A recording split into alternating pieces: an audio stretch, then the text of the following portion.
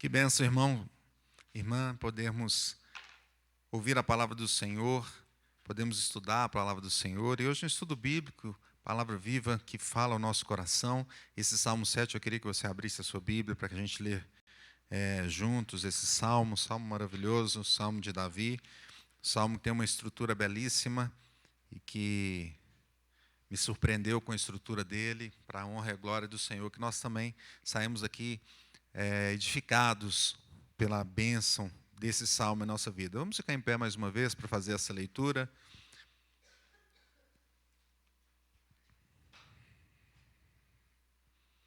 Vou fazer a leitura, acompanhe comigo.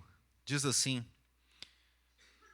Senhor, Deus meu, em ti me refugio. Salva-me de todos os que me perseguem e livra-me, para que ninguém como leão me arrebate, despedaçando-me, não havendo quem me livre.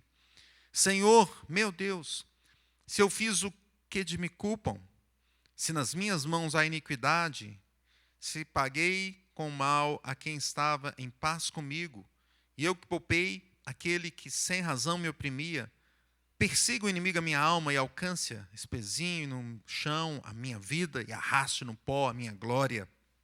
Levanta-te, Senhor, na tua indignação, mostra a tua grandeza contra a fúria dos meus adversários e desperta-te em meu favor, segundo o juízo que designaste. Reúnam-se ao redor de ti os povos, e por sobre eles remonta-te às alturas. O Senhor julga os povos. Julga-me, Senhor, segundo a minha retidão e segundo a integridade que há em mim. Cesse a malícia dos ímpios, mas estabelece tu o justo, pois sondas a mente e o coração, ó justo Deus. Deus é o meu escudo, ele salva os retos de coração. Deus é justo juiz, Deus que sente indignação todos os dias. Se o homem não se converter, afiará Deus a sua espada, já armou o arco, tem-no pronto. Para ele preparou já instrumentos de morte, preparou suas setas inflamadas. Eis que o ímpio está com dores de iniquidade, concebeu a malícia e dá à luz a mentira. Abre e aprofunda uma cova e cai nesse mesmo poço que faz. A sua malícia lhe recai sobre a cabeça e sobre a própria mioleira desce a sua violência. Eu, porém, renderei graças ao Senhor segundo a sua justiça e cantarei louvores ao nome do Senhor Altíssimo. Glória a Deus. Bendito seja o Senhor. Fala conosco, Espírito Santo. Usa a vida do teu servo. Edifica a nossa casa espiritual, a nossa vida nessa noite. Não nos deixe sair daqui, Senhor, vazios ou não entendendo a tua palavra, mas que teu Espírito ilumine e cada um saia edificado. E também aqueles que ouvirem e acompanhar através da internet, que seja uma bênção para todos, em nome de Jesus. Amém. Podemos assentar, meus irmãos. O título da mensagem é A Defesa Diante de Deus, Salmo 7. Nós lemos aqui esse belíssimo salmo, não é? E um salmo que fala da defesa diante de Deus. A gente vê nos dias de hoje, né, tantos processos judiciais nas diversas esferas da sociedade, CPI, CPMI, processos no governo, processos nas empresas, processo nas famílias, né? Podemos ter, às vezes, esperança na justiça humana, mas ela é fraca. A gente vê como a justiça humana funciona, com os interesses que tem, ela é fraca, né? E a gente percebe, então, aqui, que esse salmo fala um pouco sobre essa estrutura jurídica e como é feito o final do julgamento aqui, né?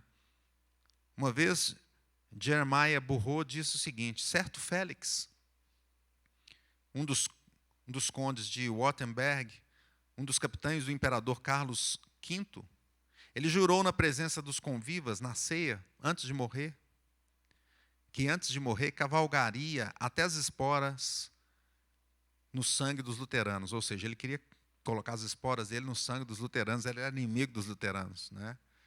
E eis que naquela mesma noite, essa malícia Deus mandou contra ele, porque as suas setas vieram contra ele mesmo. Naquela mesma noite, a mão de Deus o golpeou, sendo estrangulado, e sufocou no próprio sangue.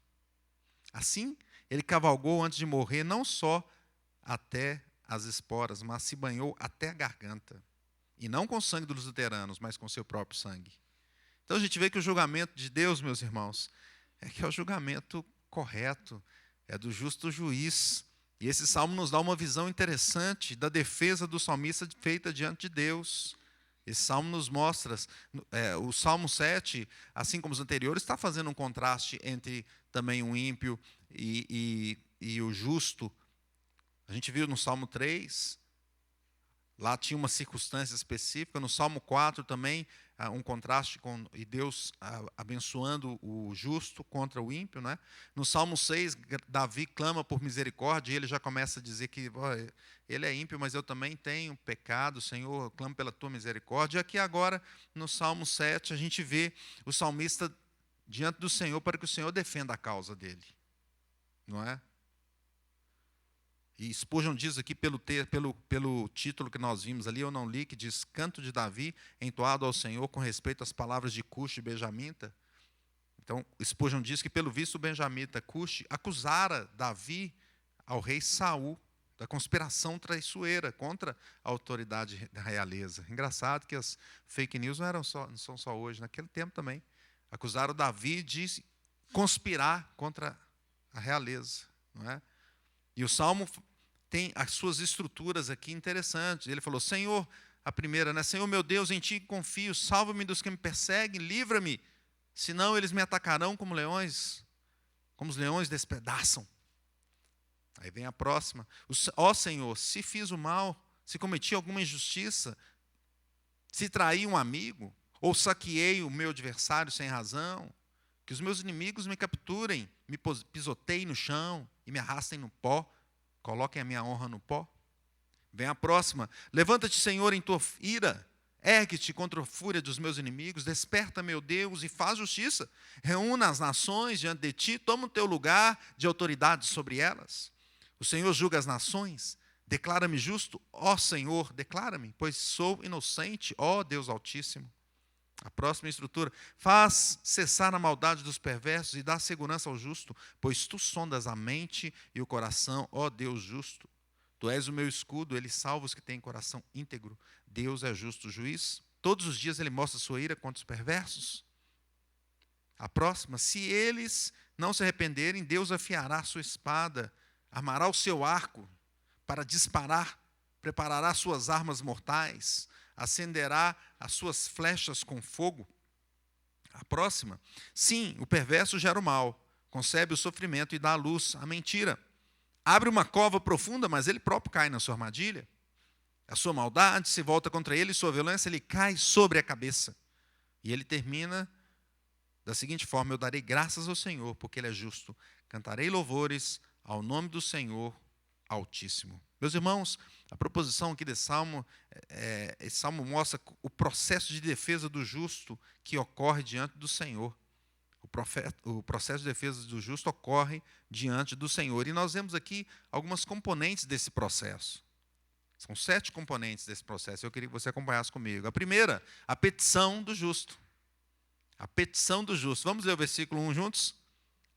Diga aí. Como se você estivesse fazendo a petição para o juiz. Vamos lá. Senhor, Deus meu, em ti me refugio. Salva-me de todos os que me perseguem e livra-me. Você falou com convicção? Fez a petição com convicção? O salmista está pedindo refúgio do Senhor diante das perseguições injustas que o ímpio faz contra ele. E a situação aqui é tão ameaçadora que o salmista compara a caçada de um leão, não é? O leão que vai atrás. E Davi já conhecia, não? Ele já conhecia a força do leão. Nós conhecemos a história de Davi e sabemos que uma vez para proteger as ovelhas, ele matou o leão. Contudo, ele entende que essa força não vinha dele e que ele dependia do Senhor. E aqui ele considera um cenário parecido, ele coloca diante do Senhor, pedindo, Senhor, se não estiveres comigo, eu não conseguirei fugir dos inimigos, eu vou ser despedaçado como leão. Você já esteve face a face com o leão assim? Já encarou? Não é? Então ele clama ao Senhor, Senhor, se o Senhor não estiver comigo, eu vou ser despedaçado. Então, é a petição que ele coloca diante de Deus. E hoje também o crente faz a sua petição a quem? Ao Senhor, meus irmãos. É ao Senhor que nós devemos fazer petição. Existem situações na nossa vida, na vida do crente, que ele não vai conseguir vencer sem a bênção de Deus, sem o socorro dos céus. Às vezes nós somos cercados de todos os lados e não tem uma saída. E nós devemos nos dirigir àquele que pode nos defender. Assim um crente faz. Assim como quando Daniel estava na cova dos leões. Imagina, ele tinha como fugir? Era possível?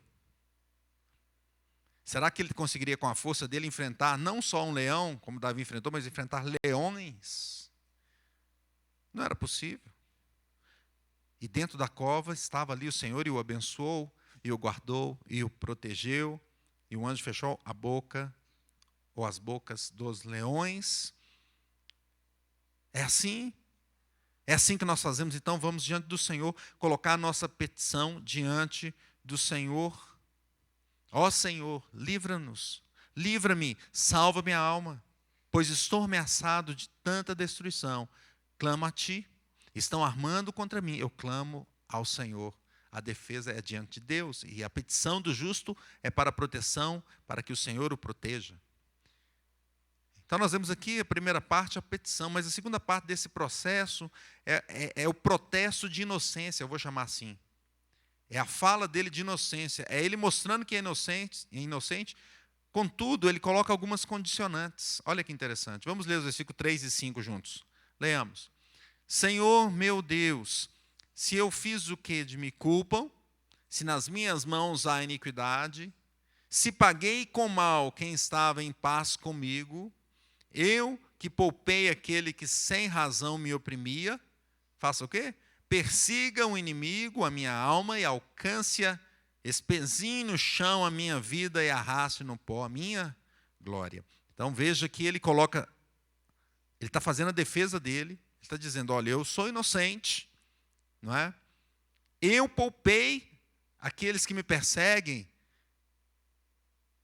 não é isso? Eles não têm razão nenhuma de me perseguir. Senhor, se eu fiz tal coisa, não é assim que ele faz? Não tem a condicionante aí? Se eu fiz aquilo que eles estão me culpando, se nas minhas mãos há iniquidade, se paguei com mal aquele que estava em paz comigo, ele coloca as condicionantes. Ele se declara, ele faz o protesto de defesa, de inocência aqui, e colocando condicionantes. Olha, eu sou inocente.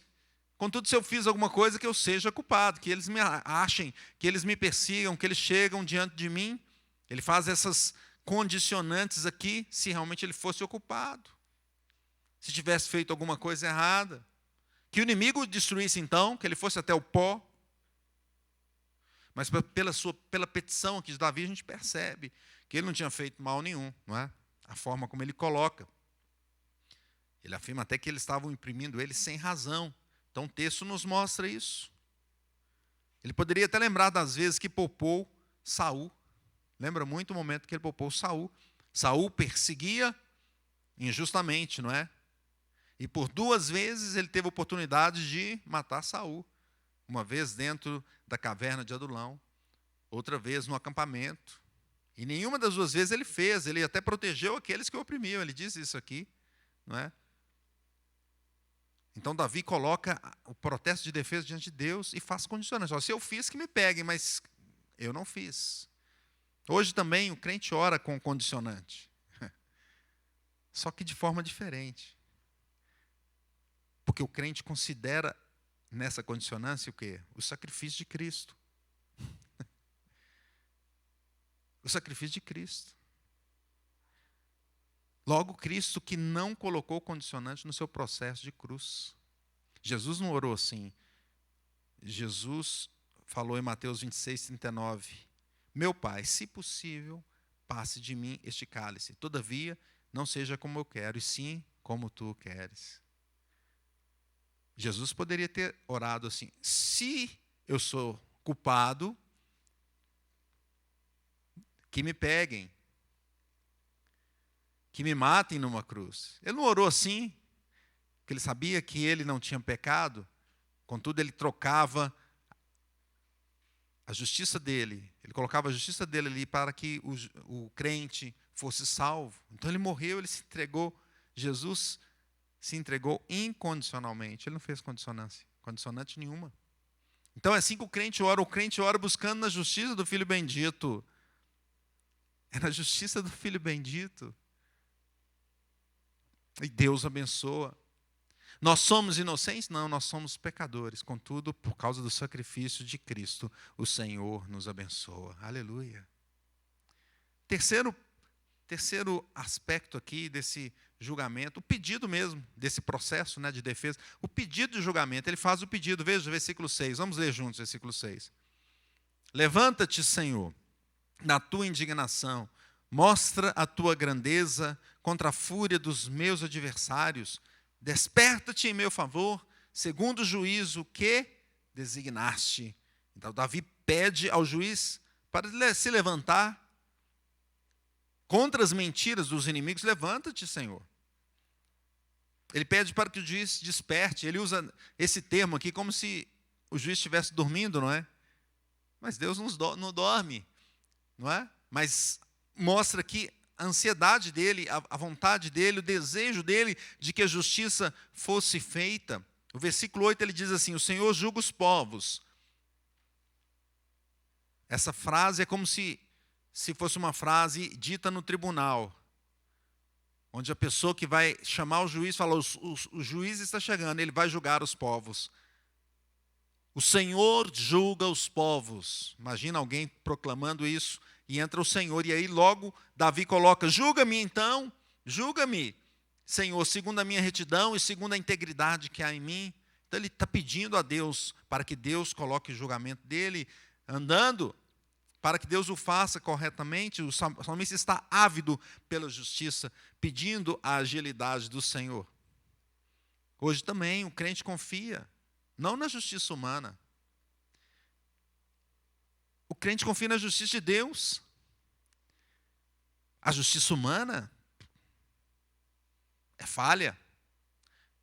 O crente clama ao Senhor: Senhor, haja em meu favor, faça o julgamento, Senhor. A oração do crente é aquela oração que tem sede de justiça, né? Num mundo tão injusto como nós temos, o crente é aquele que clama ao Senhor: Senhor, queremos justiça. Ele clama como as almas dos salvos, lá em Apocalipse 6,10. Clamaram em grande voz, dizendo: até quando, ó soberano Senhor, santo e verdadeiro, não julgas, nem vingas o nosso sangue dos que habitam sobre a terra? Então o crente ele tem dentro dele a vontade de justiça. E ele olha para esse mundo e clama a Deus: Senhor, só o Senhor pode fazer. Não é? Só o Senhor. E ele vê as injustiças sendo feitas, ainda mais hoje em dias de internet, onde nós temos mídias sociais e tudo chega aos nossos celulares. E ele fica: Senhor, tenha misericórdia, faça a tua justiça. E Jesus tranquiliza isso lá em Mateus 5,6. O que ele fala? Bem-aventurado os que têm fome e sede de justiça, porque serão fartos. Ah, que maravilha! Feliz é aquele que tem fome e sede de justiça. O Senhor vai fazê-la. No momento certo, o Senhor vai julgar. O Senhor vai exercer a justiça perfeita. Glória a Deus. Quarto ponto dessa estrutura é a qualificação do júri ou do juiz. Olha que interessante. Versículo 9. Vamos ler juntos.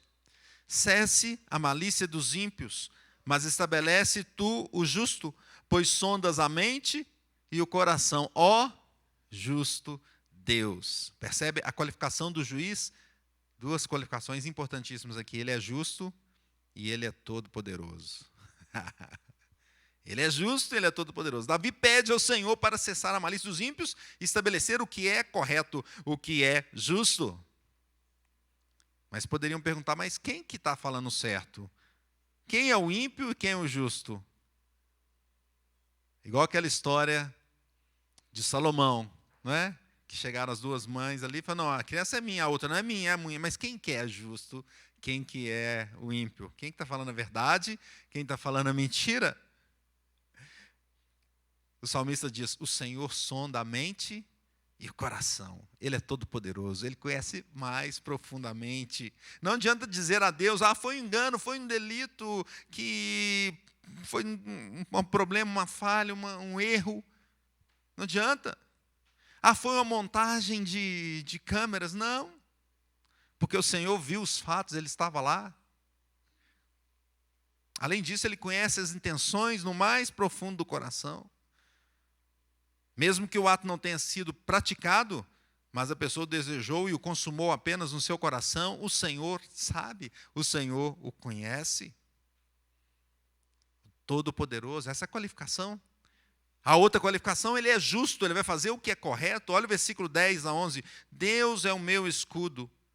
Ele salva os retos de coração. Ele vai fazer o que é certo. Ele salva aquele que é correto.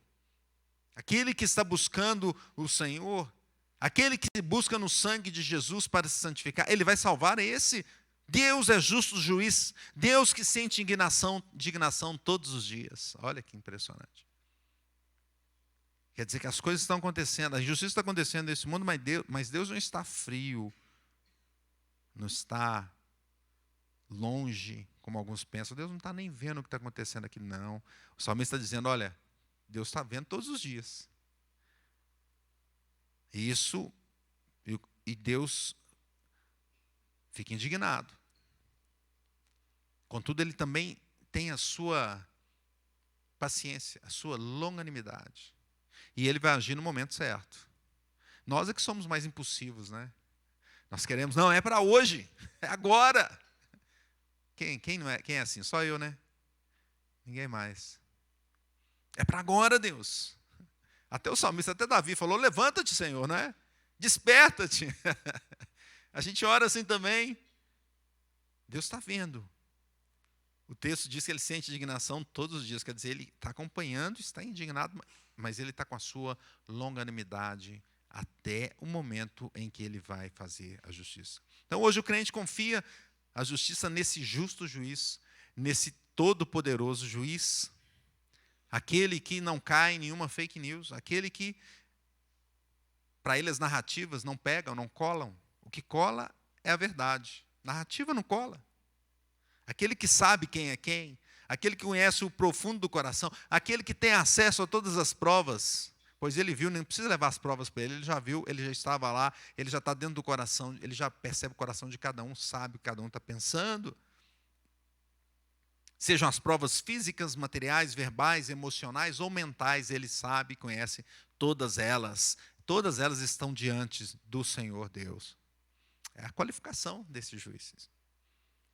Quinto aspecto desse processo aqui é a oportunidade de arrependimento. Olha o versículo 12 e 13, meus irmãos. Que preciosidade. Se o homem não se converter, afiará Deus a sua espada. Já armou o arco, tem-no pronto, pois ele preparou já instrumentos de morte, preparou suas setas inflamadas. Então, o Salmo coloca nesse processo aqui uma oportunidade para o arrependimento. Mesmo para o homem que comete a transgressão, existe aqui um momento de oportunidade. Existe um momento onde há o acesso ao perdão. Quer dizer que o homem mesmo culpado aqui, nesse processo diante do Senhor, ele pode ficar livre do severo julgamento de Deus. Contudo, para isso ele precisa se arrepender. Não foi isso que Davi disse? Se o homem não se converter, então é necessário o arrependimento. E o arrependimento é uma mudança, é uma conversão. A conversão é mudar mesmo de atitude. Não é só um arrependimento da boca para fora. Ah, estou arrependido. Mas depois sai e faz a mesma coisa. É interessante quando a gente vê alguns filmes que tem os julgamentos americanos, a pessoa lá na cadeia, né?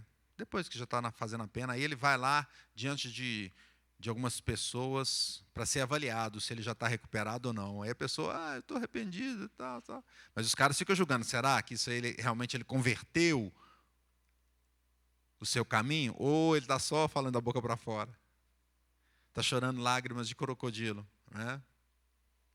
Então, veja que existe essa oportunidade, mas é necessário esse arrependimento, essa conversão.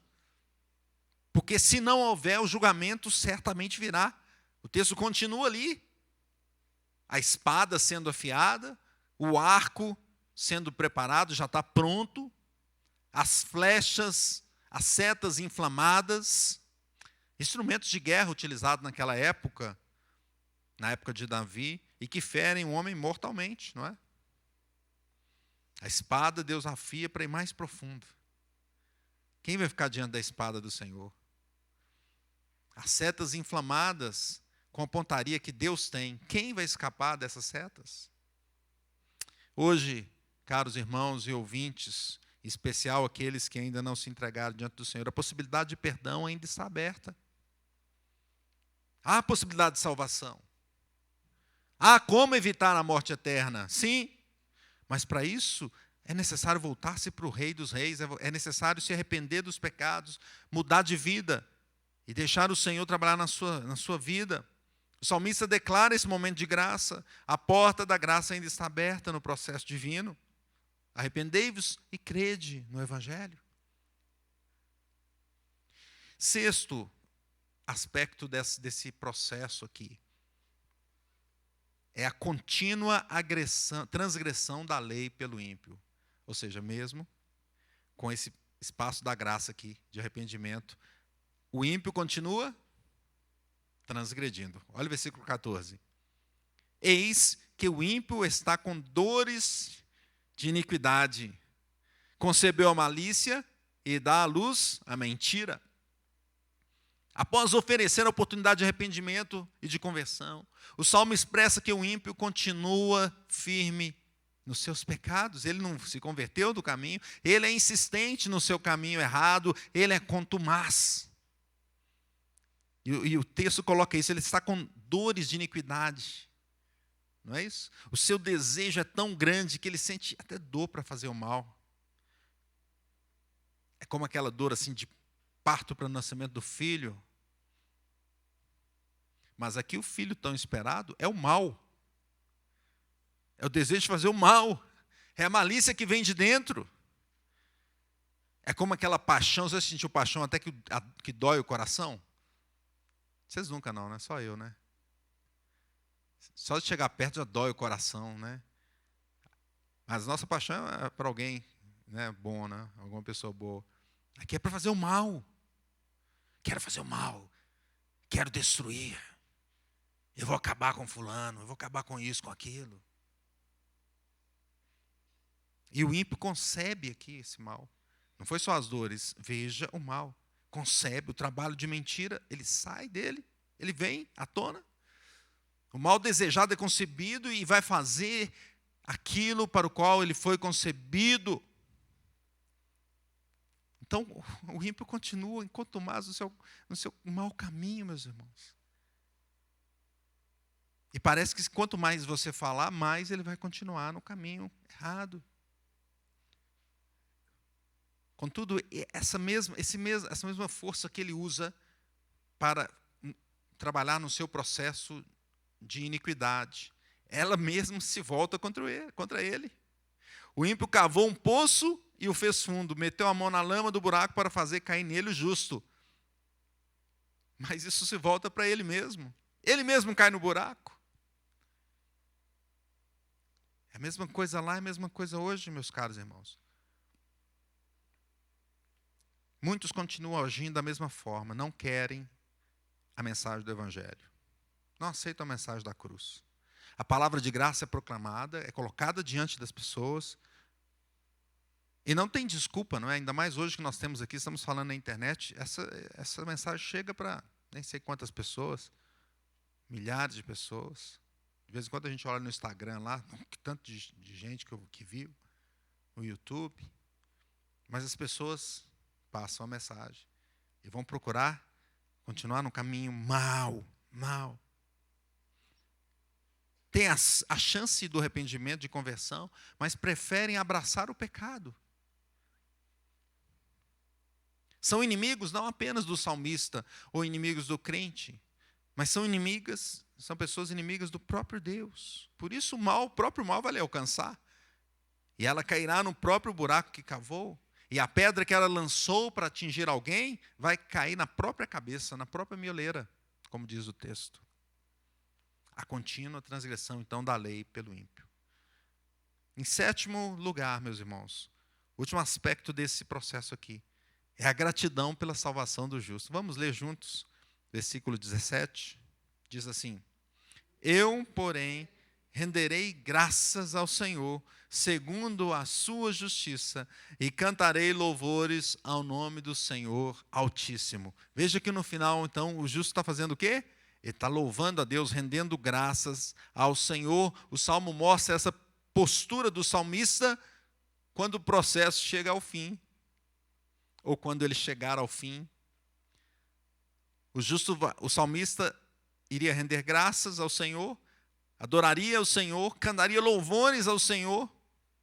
Faria isso, pois a justiça do Senhor realmente seria e será finalizada, será realizada, meus irmãos. O ímpio será julgado, condenado e punido por seus atos. Além disso, a oportunidade de arrependimento que foi concedida nos versículos atrás, ela foi aproveitada por quem? Pelo justo.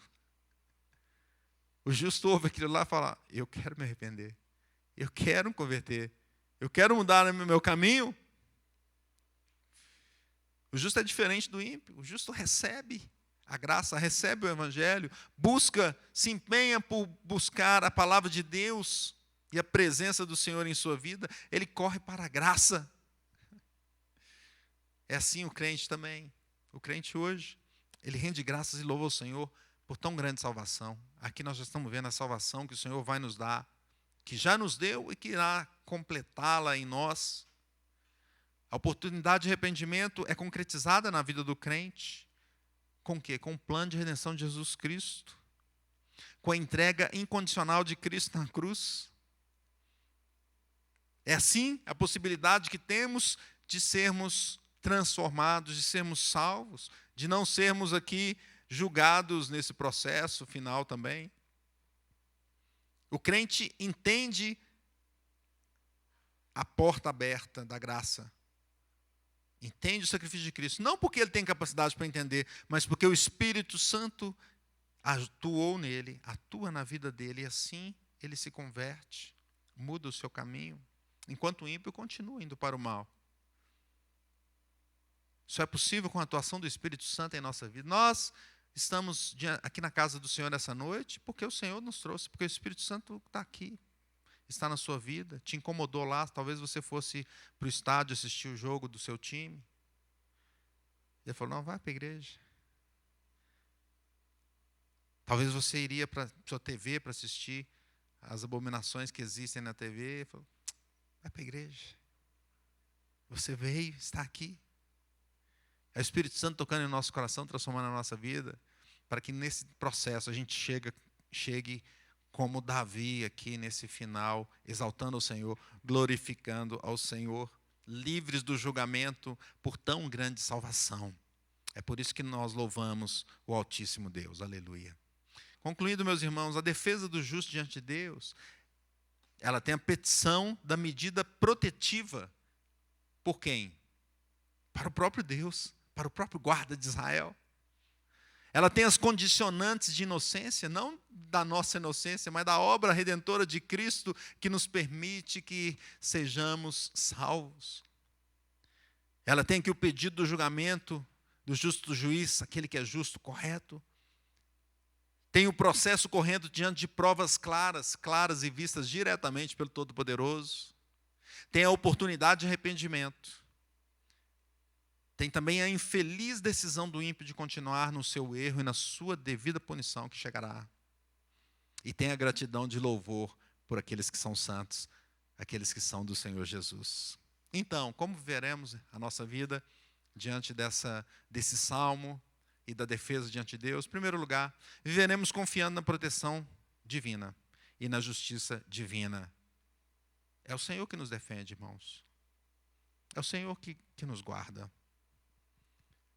É o Senhor que conhece todas as coisas, tudo aquilo que acontece ao nosso redor, mas também tudo aquilo que acontece em nossa vida. É o Senhor, dentro de nós. É o Senhor que sabe quando estamos sendo injustiçados. É o Senhor que vê as perseguições contra o seu povo. E Ele é o justo juiz, meus irmãos. Glória a Deus. Assim como o salmista, nós somos cercados também por inimigos vorazes. Pedro diz em 1 de Pedro 5,8, sede sóbrios e vigilantes. O diabo, o vosso adversário, anda em derredor como leão que ruge, procurando alguém para devorar. Está em derredor. Não é? Procurando oportunidade. Querendo nos devorar. Clamemos para que Deus nos guarde e nos proteja. Clamemos para que o Senhor nos guie em proteção. Spurgeon diz que os seus inimigos não podem se assentar no trono de Deus, nem apagar o seu nome do livro da vida. Glória a Deus por isso. O Senhor é que dirige a nossa história. Peçamos a Ele a justiça divina, antes de tudo. Ansiemos pelo dia que Ele fará a justiça definitivamente. Isaías diz assim, toda arma forjada contra ti não prosperará. Toda língua que ousar contra ti em juízo, tu a condenarás. Esta é a herança dos servos do Senhor e o seu direito que de mim procede, diz o Senhor. Busquemos o Senhor, irmãos. Temos a fé no Senhor. Quantas vezes nós acreditamos na solução do mundo aqui, na justiça humana? Meus irmãos, é Deus que é o justo juiz. É Deus que vai nos guiar. Viveremos confiando na proteção e justiça divinas. Segundo lugar, segunda aplicação. Viveremos em arrependimento, aproveitando essa janela da graça. Nós temos que aproveitar essa janela, meus irmãos. É igual aqueles times que vão negociar, a janela de negociação, não é? Essa aqui é a janela mais importante que tem, a porta mais importante, a porta que está aberta da graça. Quando ela se fechar, vai ser como foi a porta da arca. Aqueles que não entraram, não tem mais como voltar. Abre, não tem mais. Lewis Stuckley diz o seguinte, como são poucos os que acreditam que Deus briga com os ímpios, não só com os libertinos, mas também com os formais e hipócritas. Aí ele diz assim, se acreditássemos, tremeríamos tanto estar entre eles, quanto estar em uma casa que está desmoronando. Nós nos esforçaríamos para nos salvar dessa geração perversa. Arrepender e converter significa deixar as coisas da carne, deixar este mundo, deixar aquilo que o Senhor odeia, aquilo que deixa o Senhor indignado todos os dias.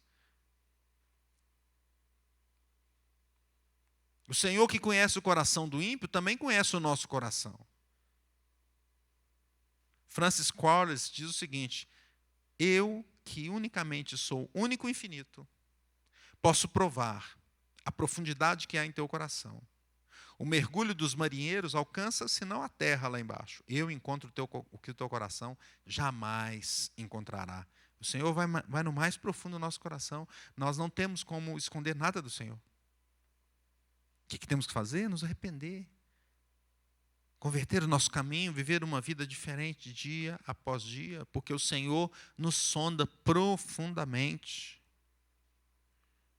E William Secker diz que quando a espada está a afiar, é para cortar.